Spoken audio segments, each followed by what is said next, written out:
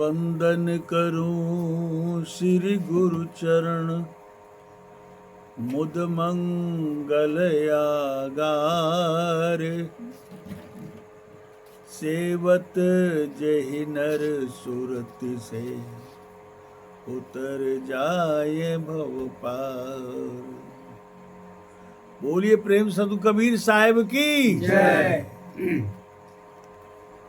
आवाज खकस के नहीं आया। बोलिए प्रेम साधु कबीर साहिब की जय। हाँ, ये आवाज आ गई।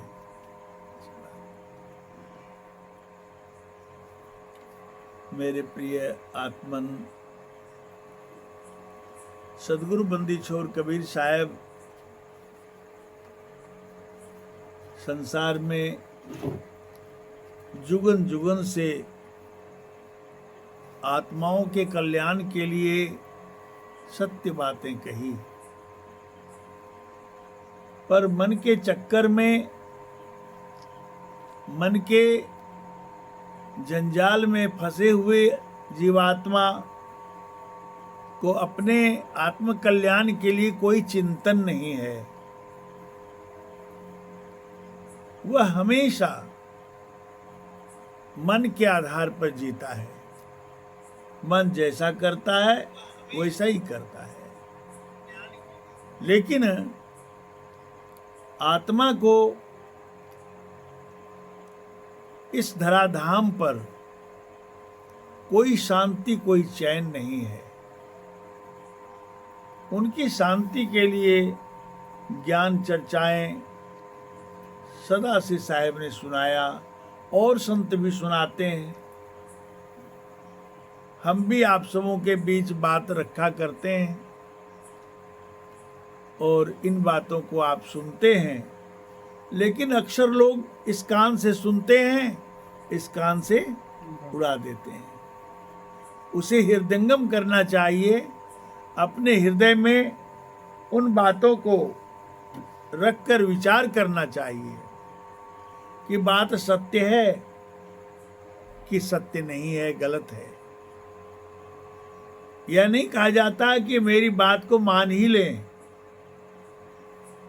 अगर वह सत्य है तो अवश्य मानने का प्रयास करना चाहिए। देखिए साहब ने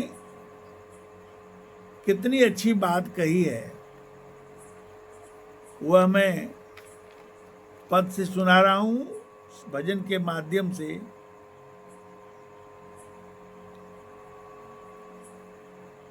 दाग कहाँ से लागल चुनर में, दाग कहाँ से लागल चुनर में, दाग कहाँ से लागल, लागल हो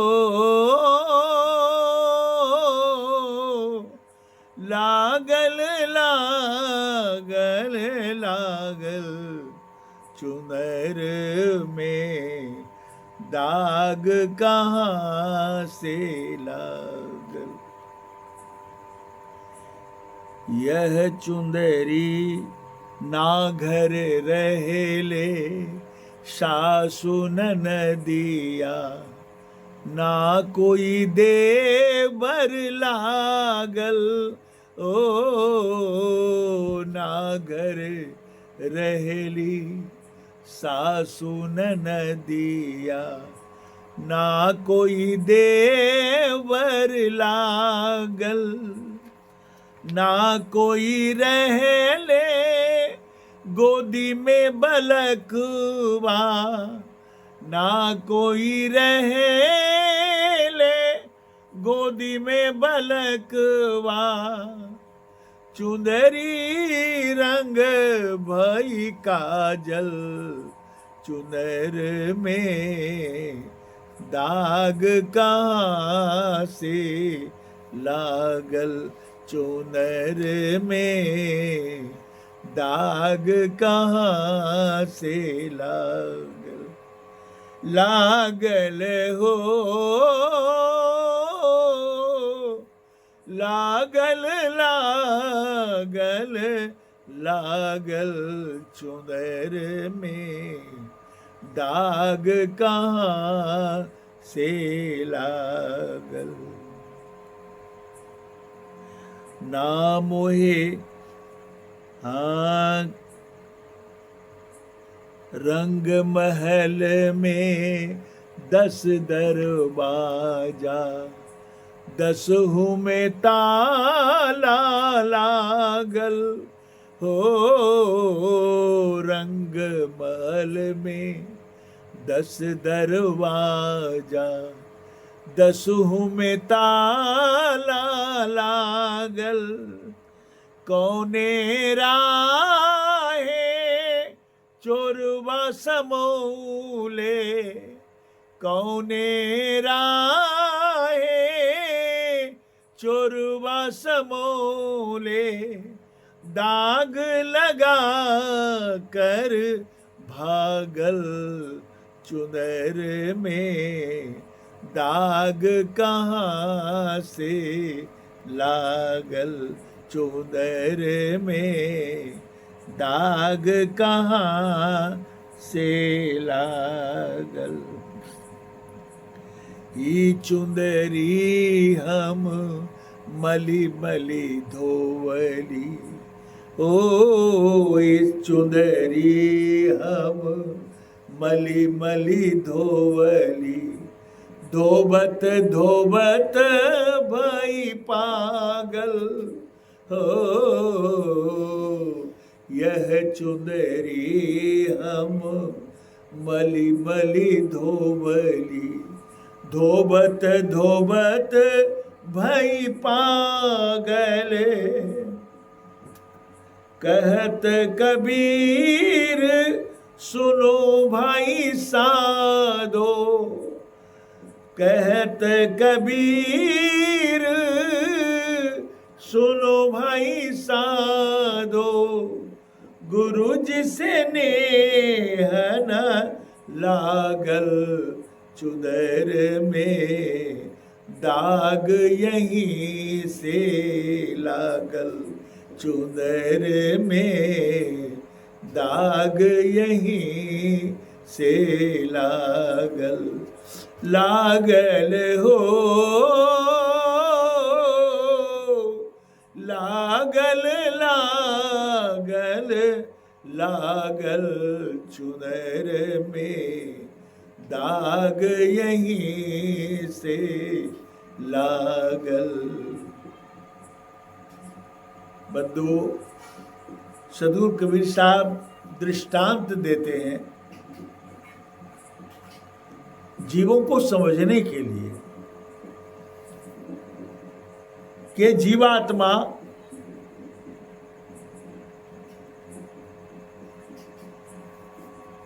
इस शरीर रूपी रंग महल में खड़ी है और अपनी अवस्था से वह व्यथित है, दुखी है। और वो कह रही है आत्मा कि मेरे मन रूपी चुंदरी में दाग कहां से लग गई। मेरा मन रूपी चुंदरी जो है वह तो मैं अमर लोक से आई इस मर्त लोक में, और इस शरीर रूपी चुंदरी को, मन रूपी चुंदरी को पहर कर इस शरीर रूपी रंगमहल में मैं आज खड़ी हूं। और मन रूपी सफेद चुंदरी थी, इसमें कोई दाग नहीं था, और इसमें दाग कैसे लग गई। यह जीवात्मा व्यथित है, दुखित है, वह चिंतन कर रही है और यह बात को व्यक्त कर रही है कि मेरी मन रूपी चुंदरी में जो सफेद चुंदरी थी उसमें दाग कहां से लग गई। ना तो मुझे मेरे इस शरीर रूपी रंगमहल में मैं खड़ी हूं, ना तो मुझे कोई ईर्ष्या रूपी सास ननद है। सास ननद का अभिप्राय ईर्ष्या से लगाया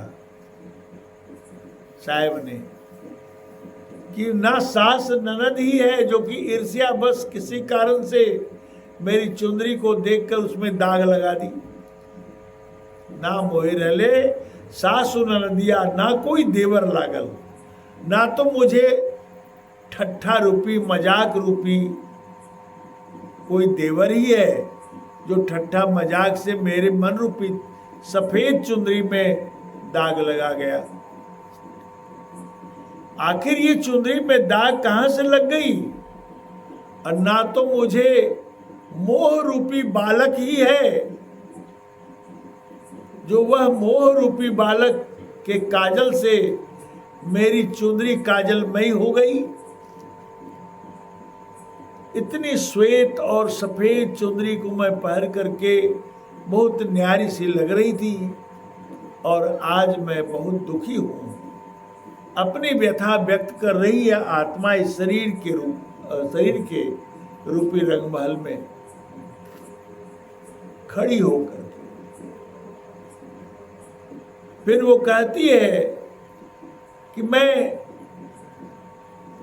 इस दाग को छुड़ाने के लिए मैं इस मन रूपी चुंदरी को बहुत धोया। कहा कि गिरजाघर, मंदिर, मस्जिद, गुरुद्वारा कहां कहां नहीं गई इस मन रूपी चुंदरी को धोने के लिए, साफ करने के लिए, दागिल चुंदरी को श्वेत करने के लिए। डीह, डाबर, चौरा, देवकुरी 33 करोड़ देवताओं के पास गई, किसी ने मेरे मन रूपी चुंदरी को साफ नहीं किया और यह दाग छूटती नहीं, मैं क्या करूं?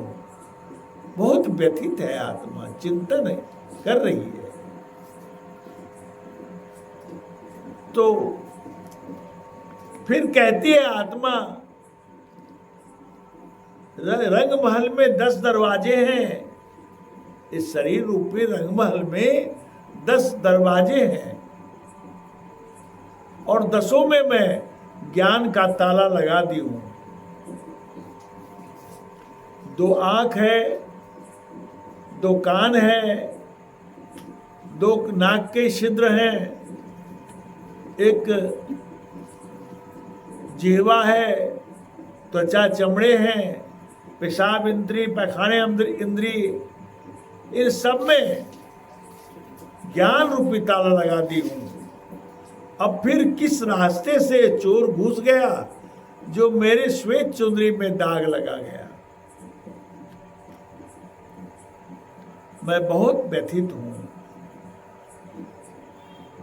इसलिए वह मन रूपी चुंदरी को पहनकर वह खड़ी है जीवात्मा। धोते धोते पगली हो गई। इन तीर्थों में जाकर के देवताओं के सामने सिर पटक पटक करके कोई साफ नहीं कर सका।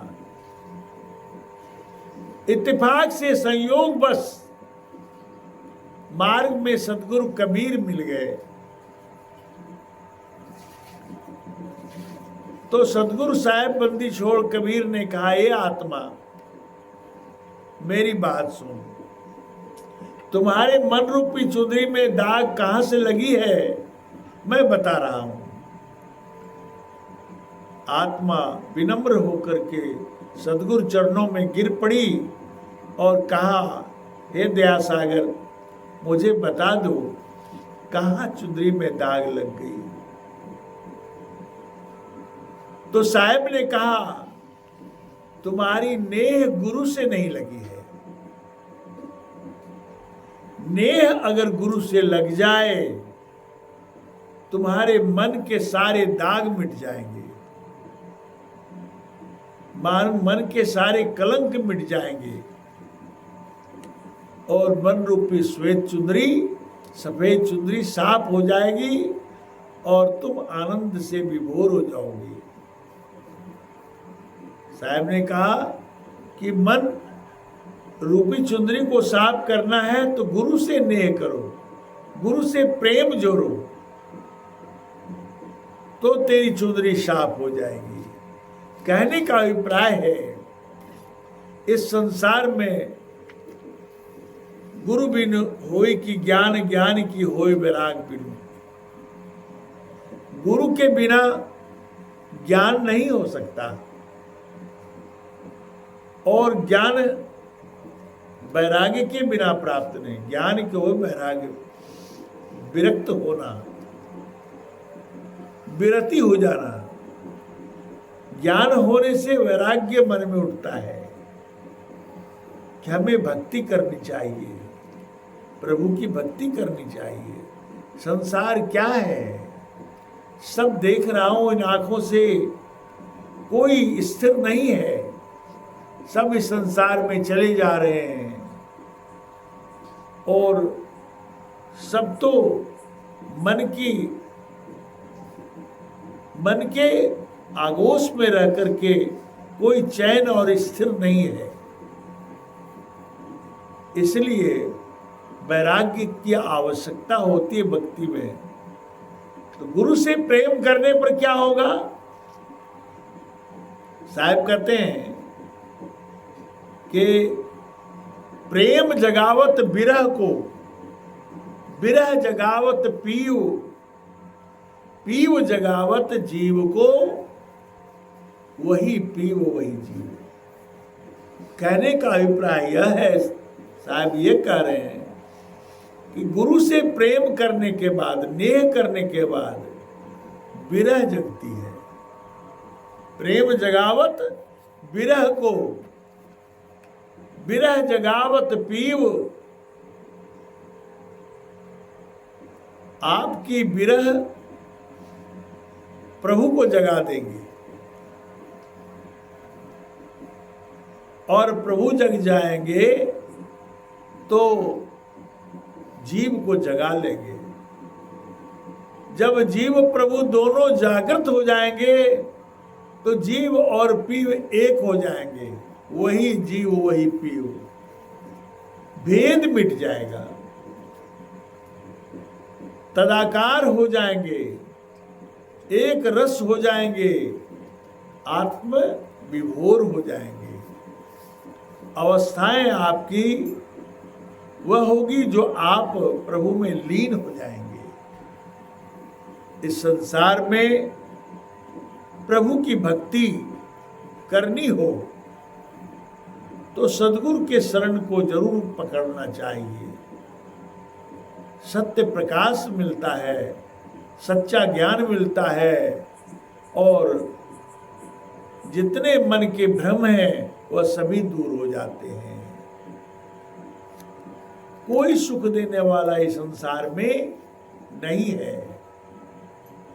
आपके जीवन में, शरीर में कोई कष्ट हो जाता है तो कौन साथ देते हैं? सब आपको डॉक्टर तक पहुंचाएंगे, बाह्य उपचार करेंगे, लेकिन दर्द बांटने वाला संसार में कोई नहीं है। इसलिए दर्द तो केवल सद्गुरु शरण में ही दूर होता है। साहब ने कहा है, दुख में सुमिरन सब करे, सुख में करे न कोई।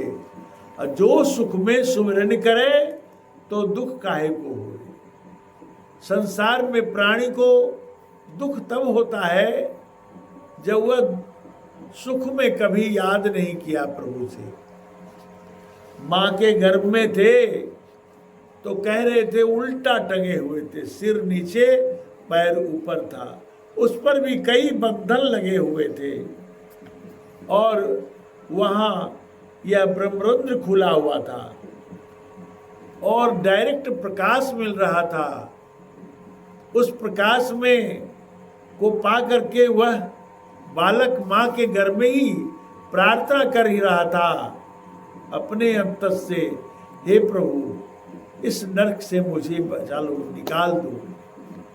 क्योंकि वहाँ कष्ट ही कष्ट था, न हाथ हिलता था न पैर हिलता था, कई परतों में बांधा हुआ जीव उल्टा टंगा था। और जब उल्टा टंगा था तो जीव को वह याद आई प्रभु से विनती करने की।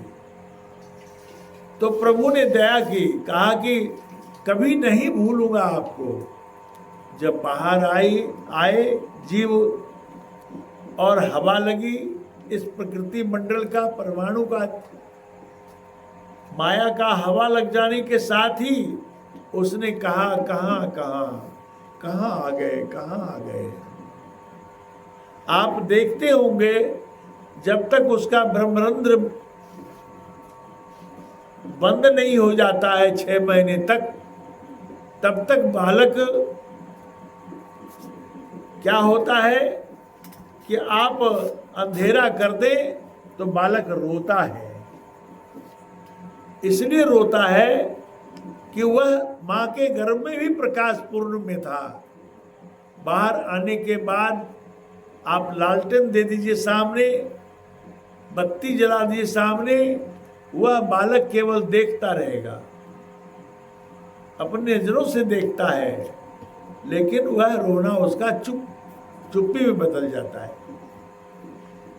ऐसे ही विचार करें, उस बालक को प्रकाश मिल रहा था, पर यहां धीरे धीरे जब उसका ब्रह्म तालु ठोस हो जाता है तो वह पूरी तरह से सारी बातों को भूल जाता है। और फिर यहाँ के माता पिता, भाई बहन, जो भी माया के रिश्तेदार हैं, वो सभी कहते हैं कि मैं माँ लगूंगी, मैं पापा लगूंगा। तो कोई भाई कहते हैं, अपने अपने सुरतान में उसे अपने जैसा बना लेते हैं। तब तक तो वो भूल जाते हैं, सारे प्रकाश समाप्त और संसार की इस माया बाजार में खो जाते हैं। और इस संसार में कोई मदालसा जैसी माता तो नहीं है कि बच्चे को वह ज्ञान दे। वो तो कहती है, आज की माताएं एलसन बेलसन, धोबिया के पाठ सन, कुमरा के चाक सन, अपने बच्चे को इतना बना देती है माँ आजकल की मूर्ख माता कि धोबी का पाठ और कुम्हार की चाक की तरह बना देता है उस बालक को। लेकिन माता मदालसा ने क्या की थी? माता मदालसा बच्चे को कहती थी, हे प्रियात्मा, तुम प्रभु की आत्मा हो, तुम किसी गलती के कारण मेरे कोख में आ गए हो, किसी पाप के कारण तो हमारे कोख से जन्म ले लिए हो, इसलिए तुम प्रभु, तुम्हारा परम पिता प्रभु है, तुम चेतन हो, नित्य हो, बुद्ध हो, तुम उस चेतन अवस्था की तैयारी करो। यह ज्ञान देते देते मदालसा अपने सभी बच्चे को धीरे धीरे जैसे जैसे वह जन्म लेता था उसे यह ज्ञान देकर 10-12 साल होते होते उसे ब्रह्म ज्ञान का उपदेश देकर और उनका मुंडन करके उनको कुश का आसन दे करके और उसे जंगल की ओर रास्ता दिखा देती थी। जाओ अपने परम पिता को खोजो, मैं वो माँ नहीं हूं जो तुम्हें धोबी का पाठ कुम्हार का चाक बना दूंगी। मैं तो उसे समर्पित करती हूँ जिसके लिए तुमने माँ के मेरे पेट में तुमने कॉल किया था, वादा किया था परमात्मा से कि मैं तुझे कभी नहीं भूलूंगा। तो वो करके वो मदालसा माता 7 पुत्रों को जन्म दी। उनमें से एक पुत्र जब बच्चा 7वां पुत्र जब हुआ तो वो रानी थी, तो उनके पति ने, राजा ने उनका हाथ रोक लिया। तो मदालसा अपने पति से ब्याह करने के पहले ही प्रतिज्ञा करवाई थी कि जिस दिन आपके द्वारा मुझे पुत्र होगा आप मेरा हाथ पकड़ लेंगे, मैं उस दिन से आपकी स्त्री नहीं रहूंगी, फिर मैं चल दूंगी आपके पास से। मैं जंगल में आकर के अपना फिर भक्ति भाव में जीवन को गुजारूंगी। तो मदालसा का हाथ पकड़ लिया उनके पति ने, राजा ने कहा कि अब एक को छोड़ दो, एक पुत्र है, यह राजकाज कौन संभालेगा, यह विरासत जो है मेरे बाद राज सिंहासन को कौन भोगेगा। माँ ने बहुत दुख के साथ कहा कि ठीक है, अब तो मैं रहूंगी नहीं। तो कहा कि रहूंगी नहीं, मेरा संबंध आपसे समाप्त हो गया, लेकिन पुत्र को तो उस योग्य बना दें, माता ही तो पुत्र को बना सकती है। कहा ठीक है, मैं इतना कर सकती हूँ। फिर पुत्र को सांसारिक ज्ञान देने लगी और राजकाज का ज्ञान दी, युद्ध कला सिखाई। इतनी पारंगत थी मदालसा, और सब करके उसे पिता को सौंप दी। कहा कि अब मैं चलती हूँ जंगल की ओर, तपस्या के लिए प्रस्थान करती हूँ। पति ने कहा कि तो मैं क्या करूँगा, मैं भी प्रभु की भक्ति करने के लिए जंगल का राह देखूंगा। मैं राज भोग करके कहाँ क्या करूँगा, मेरी भी उम्र तो ढल गई है। और उसे राज्याभिषेक करके प्रजातंत्र में नहीं, राजतंत्र में उसे राज दे करके और उसे माता पिता चल दिए जंगल की राह। वहाँ 6 पुत्र ज्ञानवान हो गए थे। अपनी दिव्य दृष्टि से देखा कि मेरे माता पिता जंगल आ गए हैं, तो दर्शन करना चाहिए। सभी 6 पुत्र आकर के दर्शन किए। क्या माता पिता आपको साष्टांग दंडवत है, आपने जो मुझे ज्ञान दिया मैं साक्षात्कार कर चुका हूं आपकी दया से।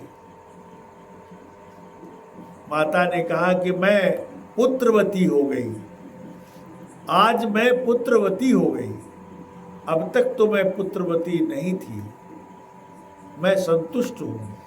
लेकिन पुत्र, तुम्हारे एक छोटे भाई को पिता के कहने पर नरक में छोड़कर आई हूं, उस छोटे पुत्र को नरक में छोड़कर आई हूं। कहा कि क्या आज्ञा है?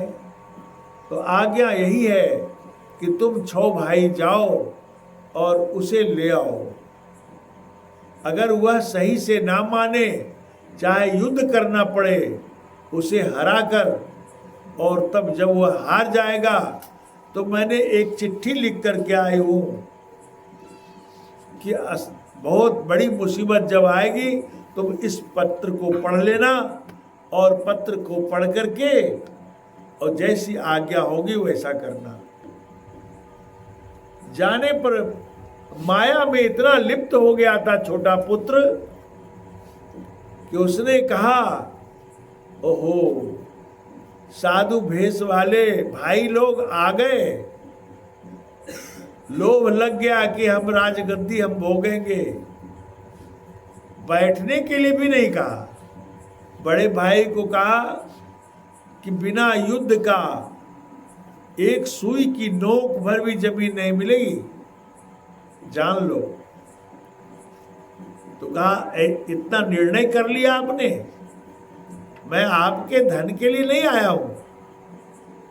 आप कैसे समझ गए कि मैं आपके धन को लेने के लिए आ गया हूं? ऐसी बात नहीं है।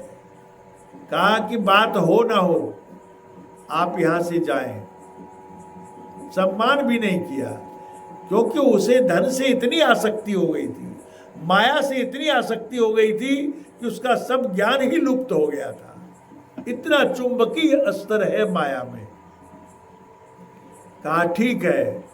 तो उनके मामा भी राजा थे, अपने मामा के पास गए और कहा कि मामा जी, राज्य का उत्तराधिकारी कौन होना चाहिए? कहा कि बड़ा पुत्र राज्य का उत्तराधिकारी होता है।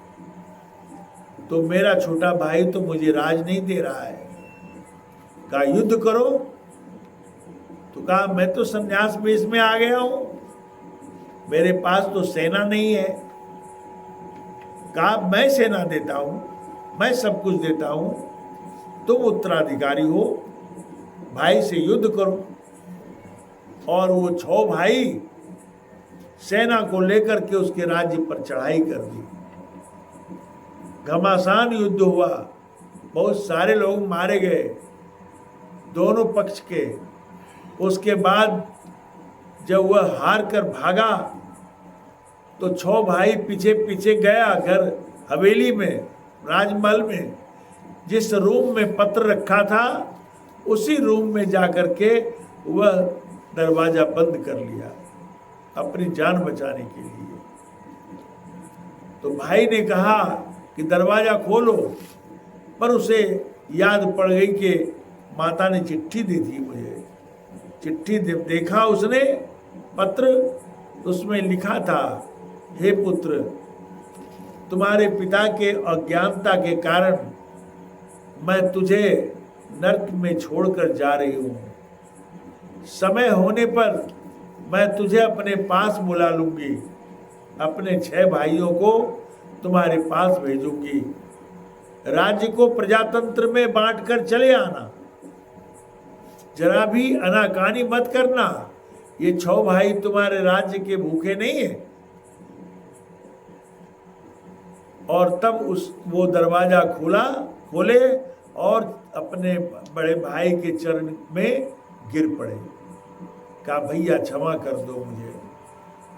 ये धन की आसक्ति, संसार के वैभव की आसक्ति इतनी मजबूत है कि हमें जो फंसा करके और इस अज्ञान में भटका रहा था। इसलिए मैंने जो भी कहा आपको उसे क्षमा कर देना। कहा भाई मैं क्षमावंत हूँ, मैं क्षमा ही करना सीखा हूँ माता से। अब ये सभा बुलाओ और जमा करो सबको और राजगद्दी सौंप दो और चलो मेरे साथ।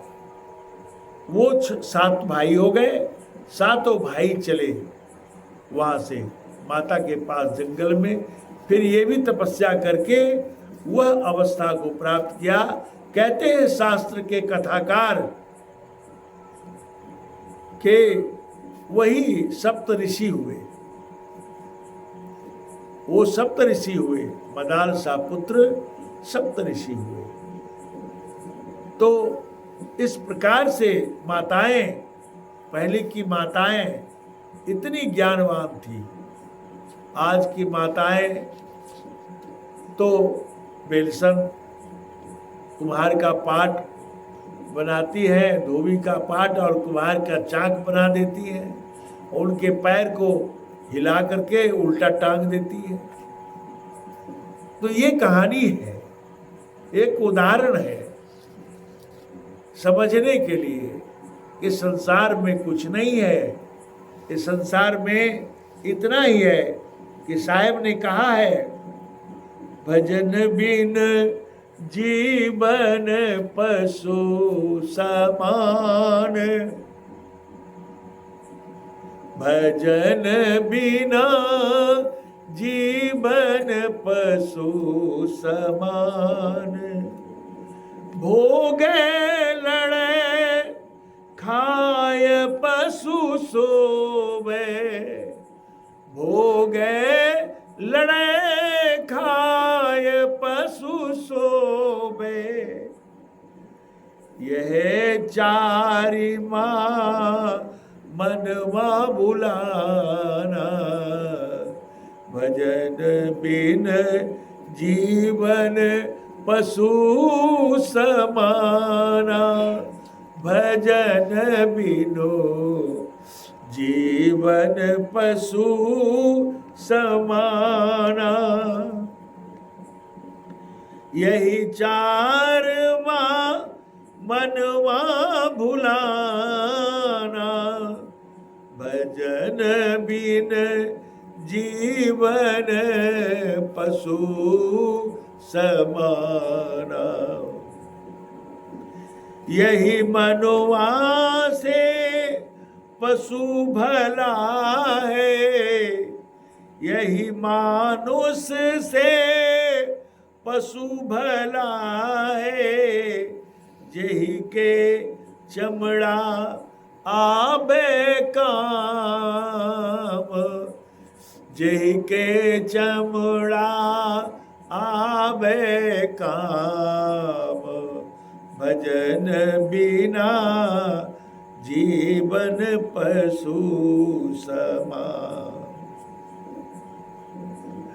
कहे कबीर साधु गुरु सेवा, कहे कबीर साधु गुरु सेवा।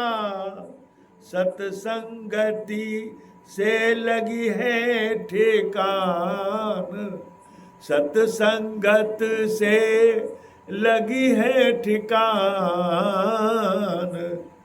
भजन बिन जीवन पशु समान। पशु खाता है, कमाता है, बाल बच्चे पैदा करता है और इसी में जीवन बिता देता है। और मनुष्य हो करके क्या किया? भक्ति भजन नहीं है जीवन में, तो साहब कहते हैं पशु के समान है जीवन। वेद भी कहता है, शास्त्र भी कहते हैं किरवंतो विश्वमार्यम मनुर्भव, मनुष्य बनो। मनुष्य कहाँ है? मनुष्य का शरीर चोला पहन लिए, लेकिन कर्म पशु के समान है। तो मनुष्य बनना चाहिए। मनुष्य बनने के लिए सत्संग में रुचि करनी चाहिए। साधु अगर संत हैं, सत्संग सुनाने वाले, सत्य वचन कहने वाले, तो उनके पास बैठना चाहिए। और जो नहीं बैठते हैं तो पशु जीवन है। भक्ति बिन बैल बिराने होई हो, संत सूरदास जी ने कहा। कबीर साहब ने कहा भक्ति बिना तेली के बैल भयो, बैठत नाही साधु के संगत नाधे जन्म गयो। बेकार जिंदगी चला गया। और भक्ति बिना तेली के बैल भयो। जैसे तेली का बैल पहले कोल्हू में घूमता था, कोस 50 कोस घूमता रहता था, उस पर भी बोझा रखता था, आंख में पट्टी बांध के घुमाता था। वैसे ही संसार में माया की पट्टी बांध करके संसार के जीव बंद करके पशु के समान तेली के बैल की तरह घूम रहे हैं। इसलिए सद्गुरु के शरण में आकर के भक्ति करनी चाहिए। जीवन तभी जीवन का पौवारा है, नहीं तो यह जीवन नारकी है। 84 लाख जोनी नरक योनि है। कुत्ते को अगर कुत्ते तंग कर रहे हैं तो कितने लोग मिलकर के मारते हैं उसको, मार के कभी मार भी देते हैं। पक्षियों को कौवे हैं तो उसको भी मारते हैं, कुत्तियां हैं तो उसको भी मारते हैं। तो क्यों? वैसे कर्म है उनके। मनुष्य जोनी छिना गया और पशु जोनी प्राप्त किया है। इसलिए आप सबों से करबद्ध प्रार्थना है कि सत्संग सुना करें और गुरु धारण करके गुरु के लक्ष्य में बंध करके प्रभु की भक्ति करें। इतना ही कह करके अपनी वाणी को विराम देता हूँ। सत्य साई।